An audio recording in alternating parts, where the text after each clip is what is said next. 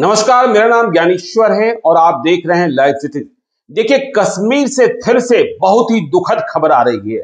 आज शाम को ही हम इस बात की चर्चा कर रहे थे कि कश्मीर में जैसा माहौल बन गया है और जिस तरीके से टारगेट किलिंग हो रही है, बिहारियों को कश्मीर छोड़ना होगा, तो लगातार घटनाएं घट रही हैं। आज हमने शाम में चर्चा करी थी अरविंद शाह की मौत पर, अरविंद शाह की हत्या पर, कैसे गोलियों से उड़ाया गया था कल उन्हें श्रीनगर में ईदगाह के पास गोलगप्पा बेचने वाले। इसके पहले वीरेंद्र पासवान की हत्या हुई थी 5 अक्टूबर को।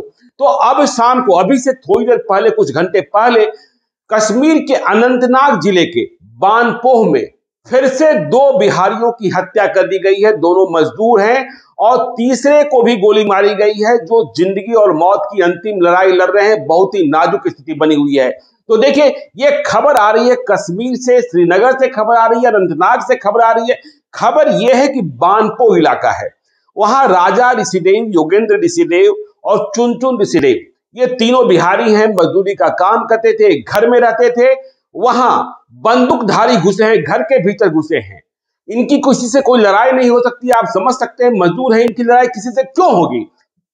और इनकी पहचान सिर्फ ये है कि ये बिहार के रहने वाले हैं, गैर कश्मीरी हैं और वहां काम कर रहे थे। तो ये जो आतंकी हैं, बंदूकधारी हैं, घर में घुसे हैं और अंधाधुंध फायरिंग की है। और इस अंधाधुंध फायरिंग में राजा ऋषिदेव और योगेंद्र ऋषिदेव की मौत अस्पताल ले जाते हो गई है। तो यह दुखद खबर, देखिए, हम बार बार कह रहे हैं, कश्मीर की स्थिति विस्फोटक होती जा रही है। कश्मीर में जो बिहारी हैं वे असुरक्षित हैं। उनकी जान की हिफाजत कैसे की जाएगी, उनकी सुरक्षा की व्यवस्था कैसे की जाएगी, या उन्हें वापस बुलाया जाएगा, यह समझने की बात है। और यह बड़ी चुनौती पैदा हो गई है। बिहार सरकार को समझना चाहिए, केंद्र सरकार को समझना चाहिए, सिर्फ मुआवजा की घोषणा कर देने मात्र से काम नहीं चलने वाला है। तो यह शाम की घटना है, बड़ी घटना है। चुनचुन ऋषिदेव अस्पताल में जिंदगी और मौत से जूझ रहे हैं। आतंकियों को पकड़ने के लिए कार्रवाई की जा रही है, लेकिन अज्ञात बंदूकधारी अंधाधुंध फायरिंग किए हैं। और चुन कर अब तो ऐसा लग रहा है कि जो गैर कश्मीरी हैं,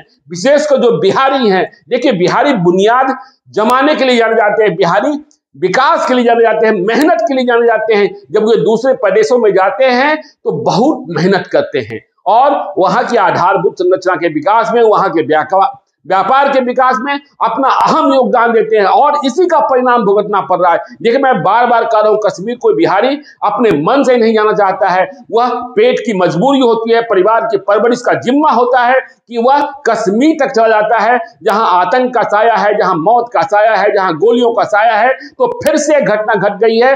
खबर यह आ रही है कि बिहार के मुख्यमंत्री नीतीश कुमार ने जम्मू कश्मीर के राज्यपाल मनोज सिन्हा से बातचीत की है। बिहार के मुख्यमंत्री ने 2-2 लाख रुपए के मुआवजे की घोषणा भी की है। जम्मू कश्मीर भी सरकार मुआवजा देगी, लेकिन देखिए, मुआवजा से समस्या का समाधान नहीं है। मौत की कीमत मुआवजा नहीं है। तो जिस तरीके से कश्मीर में बिहारी कैसे रहेंगे, क्या बिहारियों को लौटना पड़ेगा? बिहारी देखिए वहां बहुत ही असुरक्षित हो गए, टारगेट किलिंग शुरू हो गया है। तो ध्यान रखिए, जो आपके परिजन कश्मीर में है, कश्मीर के किसी इलाके में, देखिए, जम्मू अब भी सुरक्षित है, तो आप उनका ख्याल रखिए। यदि ज्यादा खतरनाक स्थिति पैदा हो रही है तो उन्हें वापस बुलाइए और बिहार सरकार भी इस पे पहल करे। वह पता करे कि जम्मू कश्मीर में, विशेषकर कश्मीर में, कितने हमारे बिहारी हैं और किन किन इलाकों में हैं, उनकी सुरक्षा की व्यवस्था क्या है। तो ये लगातार खबरें आ रही हैं और इन खबरों से हम बिहारियों का परेशान होना स्वाभाविक है। तो इन खबरों पर हम बने रहेंगे। आप देखते रहिए लाइव सिटीज को। यदि अब तक आपने हमारे यूट्यूब चैनल को सब्सक्राइब नहीं किया है तो जरूर कर लीजिएगा। और यदि इस वीडियो को आप फेसबुक पेज के माध्यम से देख रहे हैं तो पेज को लाइक कीजिएगा, ट्विटर पर भी हमें फॉलो कीजिए। धन्यवाद।